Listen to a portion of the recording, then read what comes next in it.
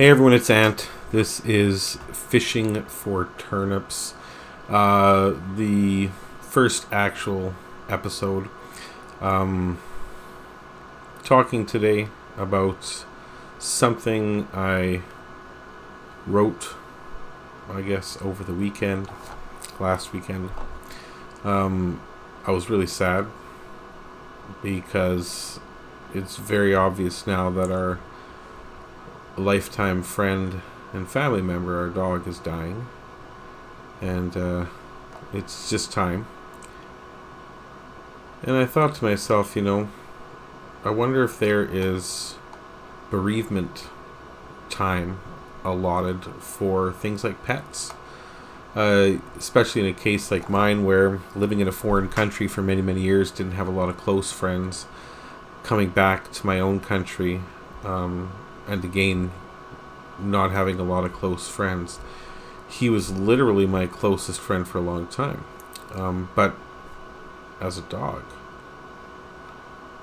does that make my sorrow, my loss, my grief any less? So, yeah, I was in a pretty low spot, and I wrote this down because I wanted to. So now I'm going to share it with you. It's called My Sorrow Has a Price Tag. My sorrow has a price tag. I now see this as true. My best friend for the past 14 years is leaving me any day now, and it's breaking me into bits. I could take him to the vet, to drop him off in the arms of a stranger, terrified and hurting, and it would be the last either of us saw of each other. I can't do that to him or me. At home, at least, he has the softest of pillows and family who tell him 100 times a day how much we love him. I try to be strong for my family and fail miserably. Hurt someone I love and you will see the lion. But hurt my heart and I just fall apart. I've always been this way.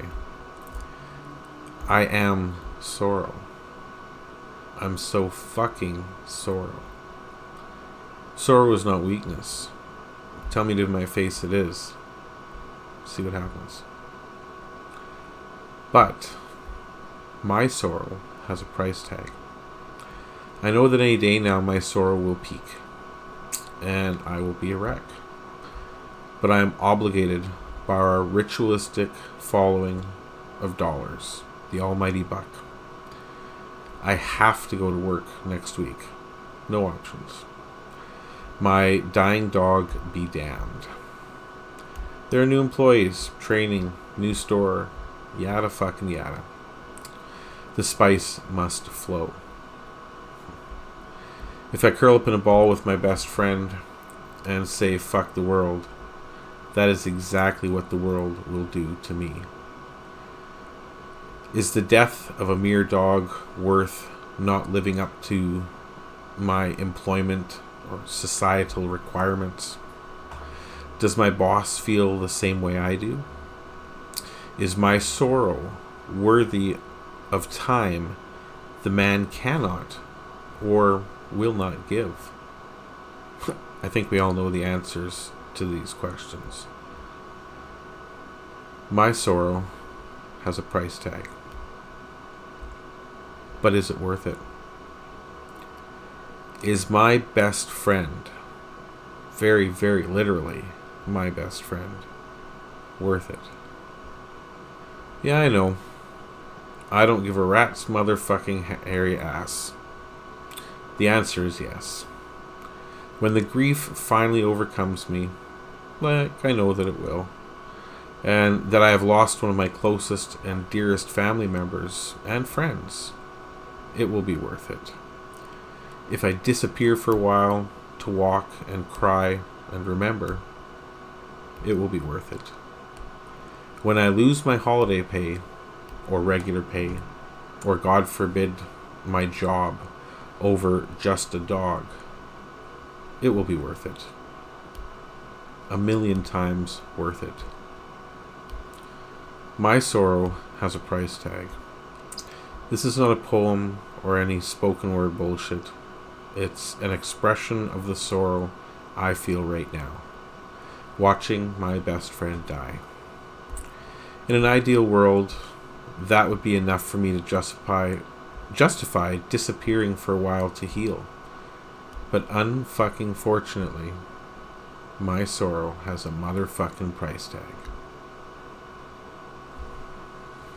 Now, some of you, if anyone ever hears this, may think to yourself, dude, it's just a fucking dog.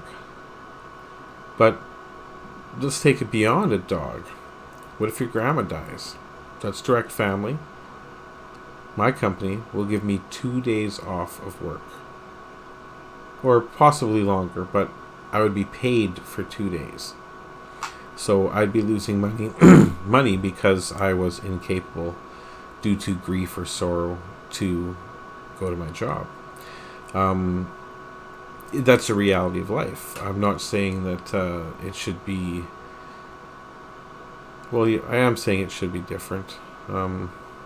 Because it doesn't take into account that not everybody is a cold robot fucking zombie that can deal with the death of a family member, a friend, a loved one of any kind, and be ready to go back to work in 2 days.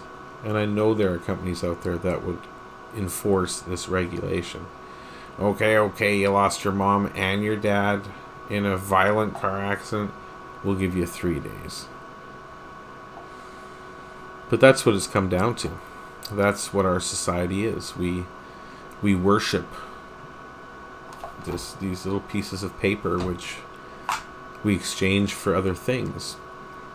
In the time when everybody grew their own food or worked for themselves and a family member died and they wanted to shut down shop for a week, they could. If someone wanted to disappear off into the woods for a while, they could. But yeah, I was sad. I was really sad. So I wrote that, and now I shared it with you guys. What do you think? Do you think it's true that sorrow does have a price tag, that we literally can't afford to have our feelings? Or am I just overreacting because I'm experiencing grief? And is there such a thing as overreacting to grief? Why does my grief have to be the same as somebody else's? Why does your grief have to be the same as somebody else's? Something to think about. Anyway, I've been in like I said, a kind of low place for the past couple of weeks. I forgot to take off my headphones before I record this, though it doesn't really matter, does it? I forgot to turn off my little fan beside me, so you'll probably hear the little whiny noise, but that doesn't really matter. So, that's out of the way. I wanted to share that. I wanted to get that out. Next episode, we're going to be talking about different things, not such a downer.